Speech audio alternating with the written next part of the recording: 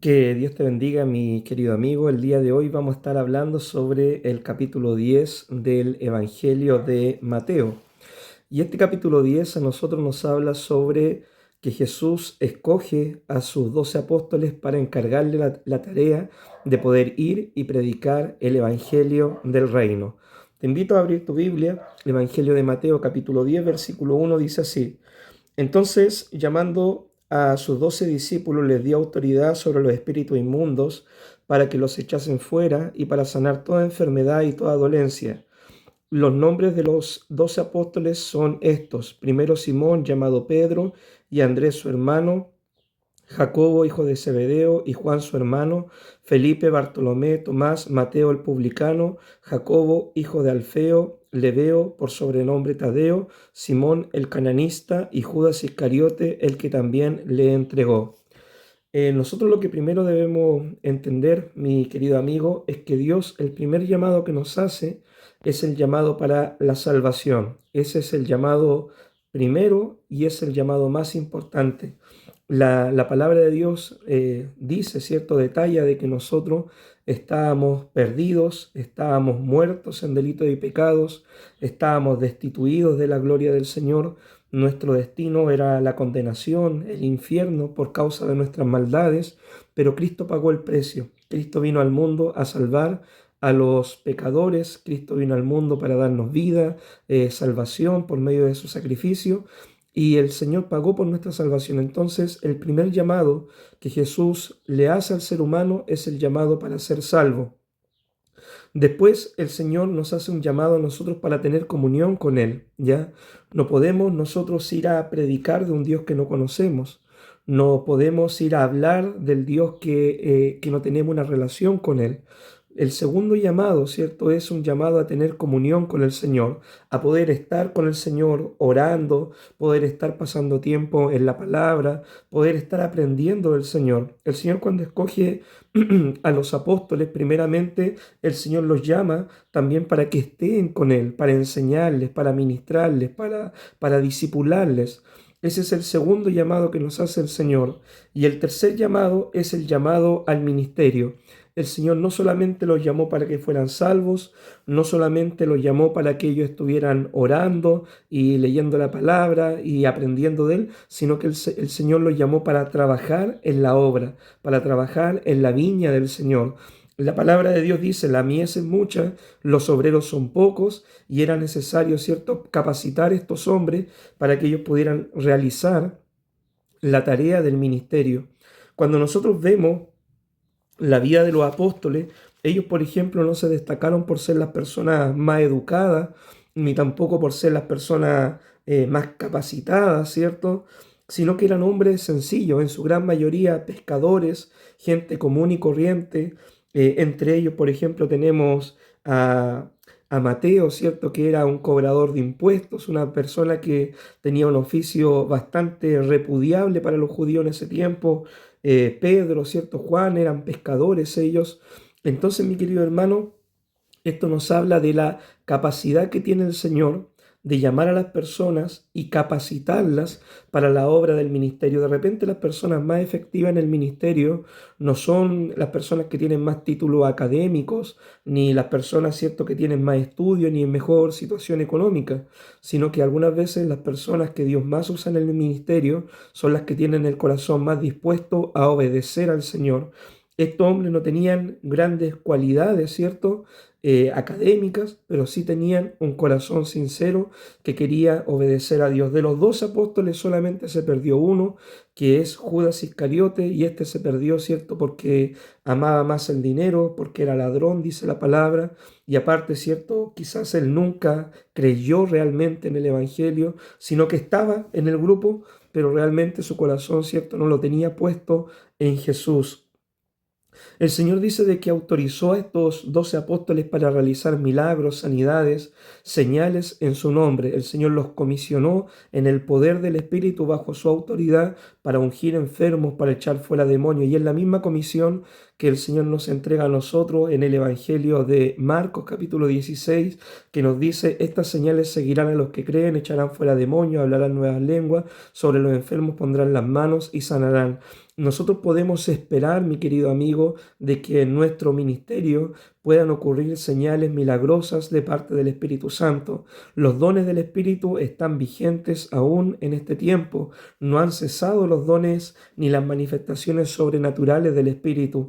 Dios sigue bautizando a sus hijos, Dios sigue capacitando a sus hijos, Dios sigue llenando con la unción y la presencia de su Espíritu Santo a sus hijos que quieren cumplir la gran comisión. Así que yo te animo a poder buscar del Señor, pasar tiempo con Dios en oración, disponerte en las manos de Dios y que Dios te llene de la unción del Espíritu para que puedas predicar la palabra, ¿cierto? No con fuerza de hombre, sino en el poder del Espíritu, como dijo Zacarías, no es con espada ni con ejército, sino es con mi Espíritu, ha dicho el Señor.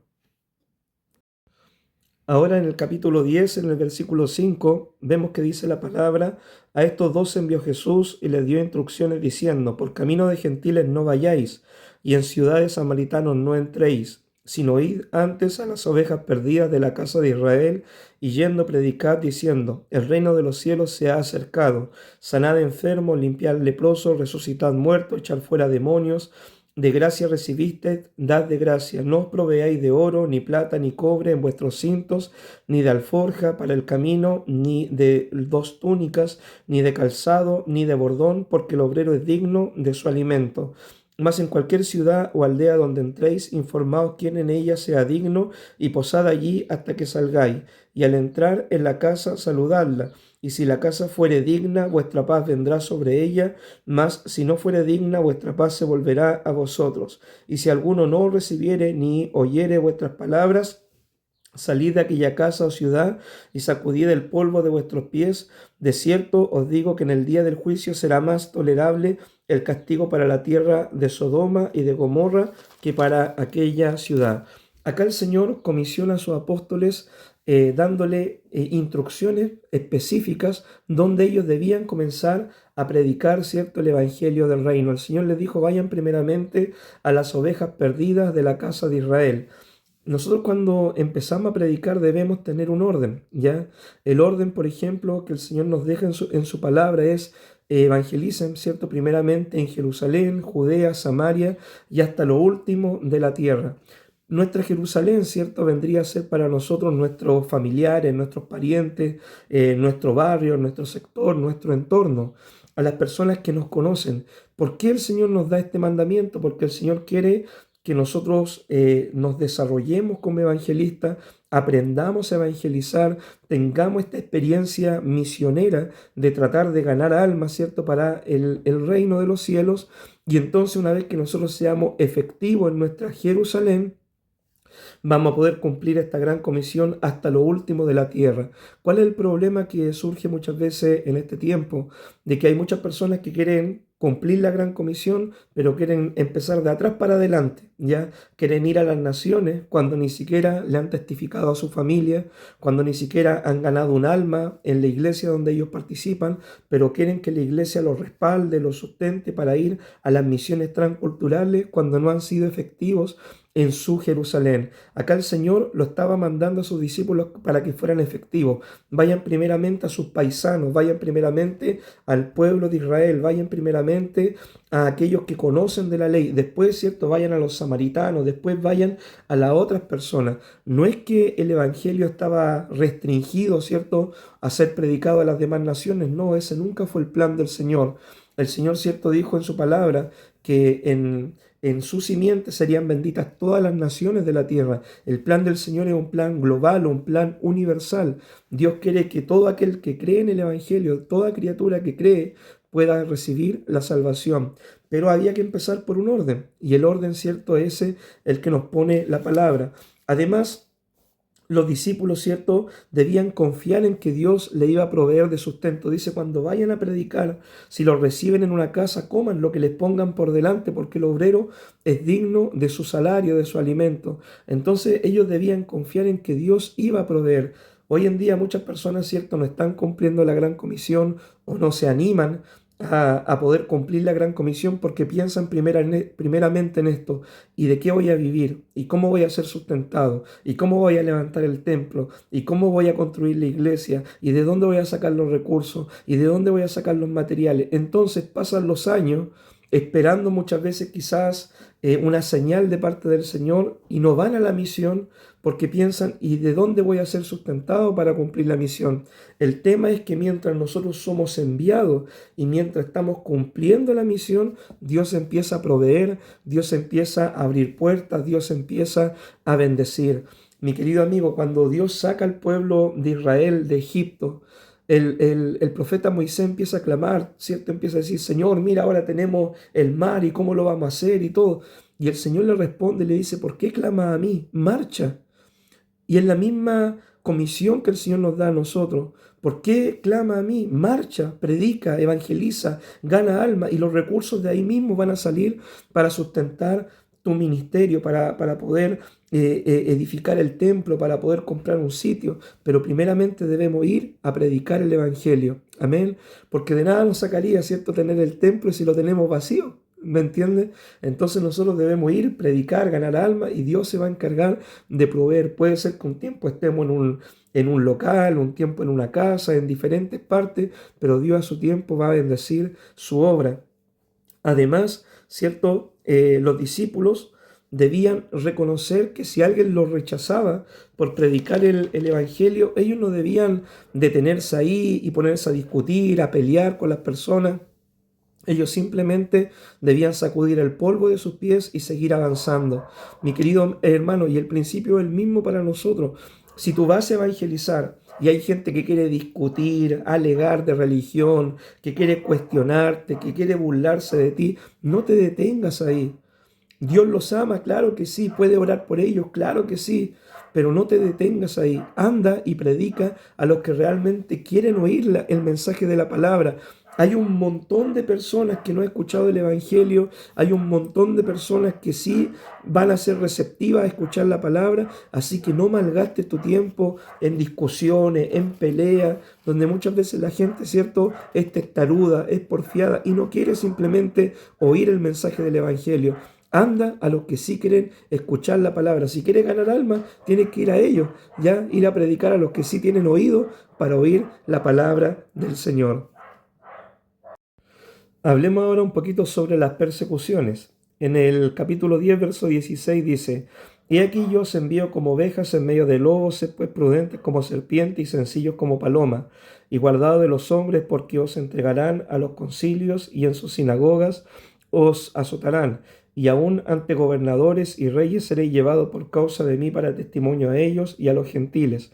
Mas cuando os entreguen, no os preocupéis por lo que o cómo hablaréis, porque en aquella hora os será dado lo que debéis de hablar, porque no sois vosotros los que habláis, sino el Espíritu de vuestro Padre que habla en vosotros. El hermano entregará a la muerte al hermano, y el padre al hijo, y los hijos se levantarán contra los padres y los harán morir.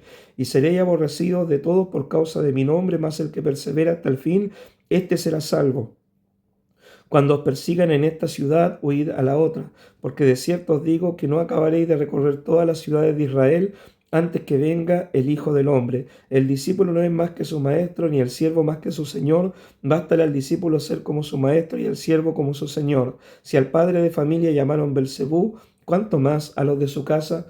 Mis queridos amigos, el Señor nos dice de que cuando nosotros vayamos a predicar la palabra, vamos a sufrir persecuciones. ¿Qué es lo que son las persecuciones? Son personas que muchas veces se levantan, aún pueden ser gobiernos que se levantan en contra de la predicación de la palabra. Obviamente nosotros cuando vamos a predicar el Evangelio tenemos que ocupar, ¿cierto?, las mejores formas, los mejores métodos, las mejores palabras para poder comunicar el Evangelio. No es necesario ir a predicar, ¿cierto?, a la plaza de una forma grosera o ir a tratar mal a las personas que están escuchando el mensaje, pero sí, aunque ocupemos las mejores palabras, va a haber gente que le va a rechazar, que no va a querer oír el mensaje del Evangelio. Entonces nosotros Si queremos ser efectivos en cumplir la gran comisión, debemos estar conscientes de esto, de que van a haber personas que acepten el Evangelio y van a haber personas que rechacen el Evangelio. ¿Y por qué las personas lo rechazan? Porque las personas aman más las tinieblas que la luz. Entonces nosotros debemos estar conscientes, ¿cierto?, de que debemos ir a predicar, pero también va a haber oposición. Debemos seguir predicando a pesar de la oposición, a pesar de que haya gente que no quiere escuchar el mensaje, a pesar de que hayan personas que quieran prohibir el mensaje, a pesar de que quieran alguna vez levantar leyes que prohíban el predicar el mensaje, nosotros debemos seguir predicando la palabra de Dios de igual forma. Por ejemplo, el apóstol Pedro en una ocasión le prohibieron a ellos, a él y a Juan, predicar la palabra, y el apóstol Pedro dijo: es necesario obedecer a Dios antes que a los hombres. ¿Por qué es necesario obedecer a Dios? Porque Dios ha estipulado que las personas se salven por medio de la predicación de la palabra del Señor. ¿Cómo nosotros debemos predicar? Acá la palabra nos dice: sed prudentes como serpientes, sencillos como palomas. Tú cuando ves una serpiente, no es que la serpiente se anda mostrando, ¿cierto? A cada instante para que cualquiera la pise o le pegue, ¿cierto? Con un palo, no. La serpiente es un animal muy prudente, ¿cierto? Cuando va a cazar o cuando sale, ¿cierto? Trata de ser muy prudente este animal. Obviamente nosotros, este es el rasgo que el Señor nos quiere enseñar de este animal, la prudencia, ¿ya? Obviamente no ser venenosos como la serpiente, pero sí debemos ser prudentes, ¿cierto? Como la serpiente, sencillos como la paloma. Debemos ser cristianos sencillos, gentiles, amables con todo. Debemos, ¿cierto?, ser personas que tengamos una fácil llegada con las demás personas.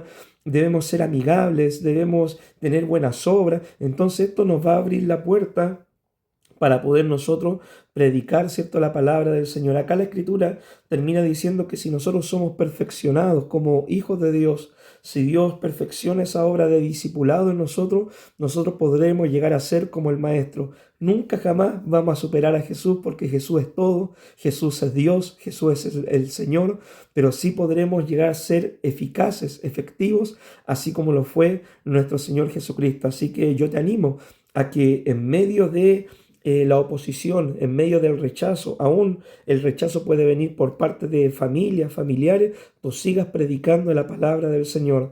Nuestro éxito en el evangelismo no se mide en la cantidad de personas que lleguen a la iglesia, ¿ya?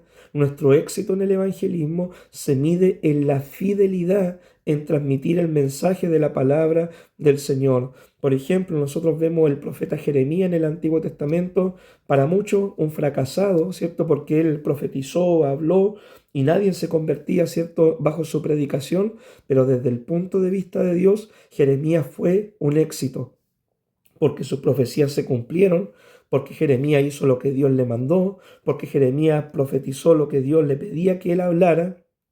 Entonces, a pesar del rechazo de las personas, desde el punto de vista de Dios, Jeremías fue un éxito. Mi querido hermano, eso también debe ser el principio para nosotros.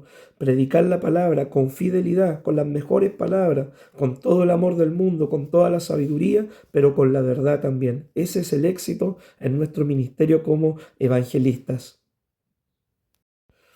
Ahora hablemos sobre a quién se debe temer. En el versículo 26 dice la palabra de Dios así: así que no los temáis, porque nada hay encubierto que no haya de ser manifestado, ni oculto que no haya de saberse. Lo que os digo en tinieblas, decidlo a la luz, y lo que oís al oído, proclamadlo desde las azoteas. Y no temáis a los que matan el cuerpo, mas el alma no pueden matar. Temed más bien a aquel que puede destruir el alma y el cuerpo en el infierno. No se venden dos pajarillos por un cuarto, con todo ni uno de ellos cae a tierra sin vuestro Padre. Pues aún vuestros cabellos están todos contados, así que no temáis, más valéis vosotros que muchos pajarillos. Y cualquiera pues que me confiese delante de los hombres, yo también le confesaré delante de mi Padre que está en los cielos. Y a cualquiera que me niegue delante de los hombres, yo también le negaré delante de mi Padre que está en los cielos. Acá el Señor a nosotros nos pide de que no tengamos temor. El temor, mi querido amigo, el temor paraliza. El temor es la causa de que muchos sueños no se cumplan. El miedo, el temor al fracaso, el temor al rechazo, la vergüenza, son miedos, ¿cierto? Son condiciones que muchas veces detienen la obra del Señor. ¿Cuántas veces las personas no evangelizan por miedo o por temor o por vergüenza, ya por el qué dirán, porque se van a reír, porque van a rechazar la palabra? Mi querido amigo, rompamos, ¿cierto?, esas cadenas que pone el enemigo y prediquemos la palabra de Dios con valor. Temamos más bien a que esa persona, si es que no escucha el Evangelio, un día va a ir una eternidad sin Cristo. Temamos, ¿cierto?, a que vamos a ser responsables si no abrimos nuestra boca para declararle la verdad del Evangelio a esa persona. Mira, si esa persona rechaza la palabra del Señor, ya es un tema de esa persona con Dios, pero tú ten el valor de poder advertirle, por lo menos si la gente se quiere ir al infierno, que pase por encima nuestro para lanzarse al infierno, pero prediquemos la palabra de Dios, mi querido amigo, por amor de Dios. Hablemos la palabra del Señor, no nos avergoncemos, no tengamos miedo, no tengamos cobardía, proclamemos el Evangelio, hablemos lo que está escrito en la palabra, no acomodemos la palabra tampoco para agradar a los hombres, no suavicemos tanto el mensaje que sea insípido, no, prediquemos la palabra como está. Obviamente ocupa las mejores palabras, dilo siempre con amor, dilo con sabiduría, pero abre tu boca. Si tú no abres tu boca, ¿qué quieres? ¿Que las piedras clamen por la palabra a las personas? Dios nos ha puesto a nosotros como atalaya, como profetas, como hombres y mujeres de Dios, para poder abrir nuestra boca y predicar el Evangelio. Mi querido amigo, un alma que se pierde es un alma que va a estar por toda la eternidad sufriendo. Mi querido amigo, abramos nuestra boca, no tengamos temor. Se cuenta una vez de una historia de un amigo, ¿cierto?, que tenía a su mejor amigo, pero tenía miedo, vergüenza de poder evangelizarlo, porque si sabía que él era cristiano y quizás lo iban a rechazar, no se iba a juntar más con él, entonces él estaba todos los días con eso de que tengo que predicarle, tengo que predicarle, tengo que predicar a mi amigo. Un día dijo, me decidí, dijo esta persona, mañana le voy a hablar. Y esa noche su amigo salió de fiesta, cuando volvía a su casa tuvo un accidente y él no le pudo testificar del Evangelio. Entonces este amigo se sentía tan mal, y fue donde su pastor le dijo, pastor, ¿qué puedo hacer? Me siento mal porque no le hablé a mi amigo sobre la eternidad. Tenía miedo de perderlo, tenía miedo de que me rechazara, de que no se quisiera juntar más conmigo. Su pastor lo miró a los ojos y le dijo, mira hijo, ya no puedo hacer nada más por él. Lo único que te queda ahora es volver a predicar el Evangelio a los que están vivos. Así que una persona que si muere sin Cristo ya no hay nada más que hacer por ella, pero podemos hacer algo por los que están vivos y es predicarles la palabra para evitar que vayan a aquel lugar de condenación, de sufrimiento eterno. Así que te animo, mi querido amigo, a abrir tu boca, no callar y proclamar, cierto, las grandezas del Señor. Ahora, mis queridos hermanos, estudiemos el versículo 34. Dice así: no penséis que he venido para traer paz a la tierra, no he venido para traer paz sino espada, porque he venido para poner en disensión al hombre contra su padre, a la hija contra su madre, a la nuera contra su suegra, y los enemigos del hombre serán los de su casa. El que ama a padre o madre más que a mí, no es digno de mí. El que ama a hijo o hija más que a mí, no es digno de mí. Y el que no toma su cruz y sigue en pos de mí, no es digno de mí. El que haya su vida la perderá, y el que pierde su vida por causa de mí, la hallará. Mi querido amigo, el Señor debe ser prioridad, ¿cierto?, en nuestro servicio a Él. El Señor debe ser prioridad en nuestra vida. Muchas personas, ¿cierto?, ponen a su familia, familiares, amigos o otras cosas antes que a Dios en sus vidas. Y esto, ¿cierto?, es un pecado. Esto se llama idolatría. Cualquier cosa que nosotros pongamos, ¿cierto?, en primer lugar antes que al Señor y que le robe el primer lugar a Dios en nuestra vida es idolatría. Entonces nosotros como cristianos debemos tener nuestras prioridades claras. Primero es el Señor, después, ¿cierto?, en nuestra familia, después en nuestra iglesia. Debemos tener, ¿cierto?, nuestras prioridades claras. Si nosotros servimos al Señor con todo nuestro corazón, vamos a poder ser efectivos en evangelizar a nuestra familia, en dar testimonio a nuestra familia del Evangelio y así poco a poco irlos ganando para el reino de los cielos. Y también vamos a poder ser efectivos en nuestra iglesia local, ya que vamos a tener un testimonio, ¿cierto?, que nos respalde, vamos a tener, ¿cierto?, vamos a ser ejemplo para los hermanos.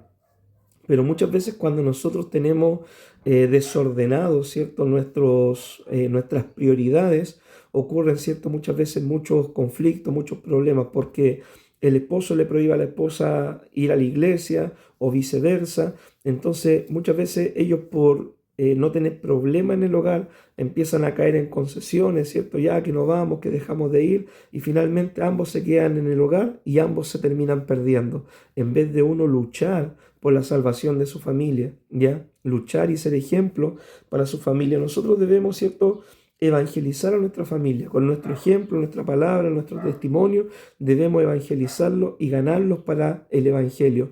Pero en ningún momento, en ningún minuto debemos permitir, ¿cierto?, el perder nuestra salvación por ellos. En una oportunidad había una persona que fue a hacer un trabajo a nuestra casa, y esta persona, por ejemplo, se jactaba diciendo de que una vez su esposa quiso ir a la iglesia, y él le dijo: la iglesia o yo. Si tú vas a la iglesia, te separas de mí y hasta aquí llega nuestro matrimonio. Y finalmente la señora decidió no buscar de Dios ni la salvación y quedarse con el varón, ¿cierto? Teniendo una familia, obviamente teniendo sustento económico, pero sin la salvación que Cristo ofrece.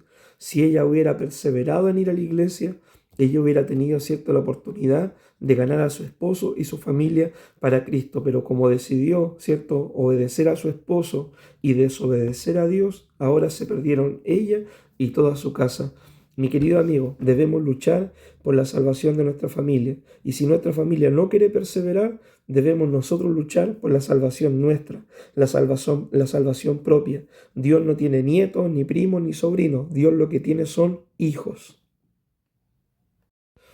Mi querido amigo, ya estamos llegando al final del capítulo 10 de Mateo. Ahora en Mateo 10, versículo 40 dice: el que a vosotros recibe, a mí me recibe, y el que me recibe a mí, recibe al que me envió. El que recibe a un profeta, por cuanto es profeta, recompensa de profeta recibirá. Y el que recibe a un justo, por cuanto es justo, recompensa de justo recibirá. Y cualquiera que dé a uno de estos pequeñitos un vaso de agua fría solamente por cuanto es discípulo, de cierto os digo que no perderá su recompensa. Acá el Señor nos anima a nosotros a poder ayudar a aquellos que están cumpliendo la tarea, la gran comisión de poder ir y predicar el Evangelio. Y los discípulos habían sido comisionados. Y acá dice la palabra: cualquiera que os dé un vaso de agua fría, ¿cierto?, durante ustedes estén cumpliendo su ministerio, ciertamente van a ser recompensados. Nosotros tenemos el deber de poder ayudar, contribuir, sustentar a los misioneros, a los evangelistas, a los ministros del Evangelio, y así poder participar de la bendición, ¿cierto?, que esto conlleva de que un alma se salve, ¿ya? Quizás nosotros de repente no tenemos todo el tiempo para poder evangelizar, no tenemos, ¿cierto?, todos los recursos, ¿cierto?, para poder ir, o las capacidades para poder hacerlo, pero sí podemos aportar con algo, podemos sustentar, ¿cierto?, para que otros puedan cumplir la gran comisión. Debemos orar por ellos, aportar económicamente, estar preocupados de ellos.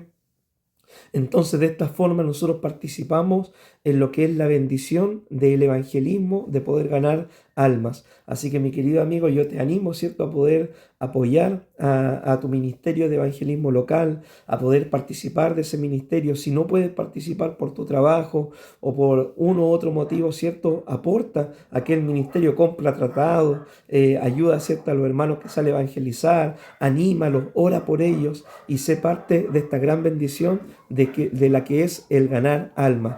Que Dios te bendiga, y este es el estudio del Evangelio de Mateo capítulo 10.